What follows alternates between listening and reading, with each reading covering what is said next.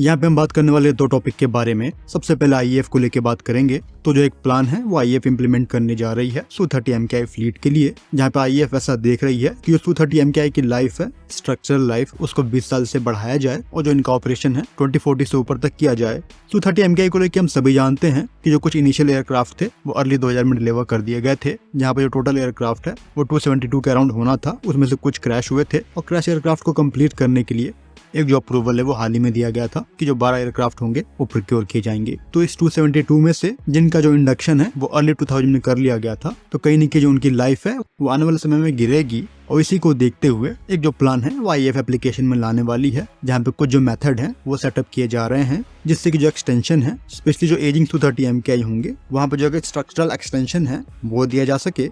क्योंकि जो दूसरे एस्पेक्ट होंगे, चाहे वो सॉफ्टवेयर लेवल पे हो, सेंसर्स पे हो, उनके अपग्रेड के लिए जो प्लान है ऑलरेडी एप्लीकेशन में है। रेडार के रूप में यहाँ पे जो ईसा रेडार है, विरूपाक्ष रेडार, वो देखा जा रहा है, जो कि उत्तम का ही डेरिवेटिव है। जो दूसरे सेंसर्स हैं, चाहे वो RWR हो या मिशन के लिए जो सेंसर है, वेपन पैकेज है, वो सभी अपग्रेड पे हैं। तो ये जो प्लानिंग है स्ट्रक्चरल लाइफ को एक्सटेंड करने की, वो यहाँ पे देखी जा रही है। और कहीं न कहीं ये जो प्लान है वो मिशन मोड पे डाला जाएगा। तो बेसिकली जो एयरक्राफ्ट के स्ट्रक्चर होते हैं, स्पेशली फाइटर एयरक्राफ्ट के, उनकी जो लाइफ है वो एक समय के बाद गिरेगी। वेरियस तरह के कारण हो सकते हैं, चाहे वो टेम्परेचर हो, ह्यूमिडिटी हो, यूवी रेडिएशन हो, या फिर जो पॉल्यूशन है, ये सारी चीजें कारण बनते हैं। और कहीं न कहीं स्ट्रक्चर में जो वेरियस तरह की डिफॉर्मिटी है वो आने लग जाती हैं, चाहे वो लोड फैक्टर की वजह से हो या फिर मटेरियल में फटीग फेलियर की वजह से हो, कोरोजन की वजह से हो, तो कुछ भी कारण हो सकते हैं।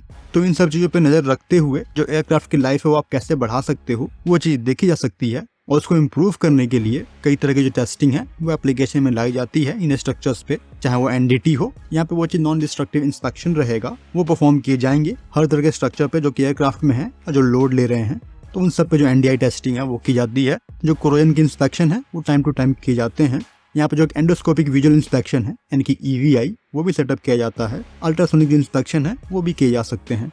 तो इन सभी को एप्लीकेशन में लाकर अगर कोई जो फ्रेम है या फिर पैनल है उनमें इस तरह की कुछ जो डिफॉर्मिटी है, अगर वो आने वाली भी होगी तो उसको आप पहले ही पता कर लोगे और जो भी रिपेयर वर्क होगा उनको आप एप्लीकेशन में लेके आ जाओगे।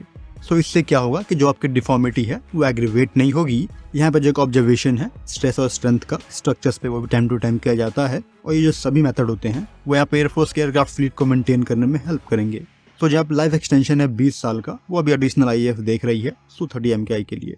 एक और टॉपिक यहाँ पे हम कवर करेंगे जो कि रूस यूक्रेन कॉन्फ्लिक्ट से लेके है, और इसके रिगार्डिंग कुछ जो नए पिक्चर्स हैं वो सोशल मीडिया पे सर्कुलेट कर रहे हैं, जिसमें जो एक अम्युनिशन राउंड है 155 mm का, वो यूक्रेनियन फोर्सेस के साथ दिखा है। और ये जो राउंड है वो काफी सिमिलर है म्यूनिशन इंडिया लिमिटेड के 155 mm सेल की तरह ही, जो कि HERFB राउंड है। तो इसको लेके जो स्पेकुलेशन है वो काफी यहाँ पर लगाई गई है कि प्रॉब्ली इंडिया ये जो राउंड है वो सप्लाई कर रहा है। लेकिन यहाँ पे जो दूसरे स्पेकुलेशन है वो पॉलिश सप्लायर को लेके भी है। अगर यहाँ पे वीडियो को देखेंगे तो जो राउंड है वो काफी सिमिलर है म्यूनिशन इंडिया लिमिटेड द्वारा प्रोड्यूस किए गए राउंड की तरह ही। तो ये इनके भी शेल हो सकते हैं, क्योंकि हाल ही में एक जो ऑर्डर की सप्लाई है यूएस आर्मी को, वो म्यूनिशन इंडिया लिमिटेड ने की थी, जहाँ पे कुछ जो नंबर है 155 mm आर्टिलरी राउंड के वो MIL ने यूएस को सप्लाई किया था। तो यहाँ पे जो पॉसिबिलिटी है कि ये जो राउंड है वो यूएस के थ्रू यूक्रेन गए होंगे, और कोई जो इन्वॉल्वमेंट है, डायरेक्ट इन्वॉल्वमेंट, वो इंडिया के यहाँ पे नहीं है।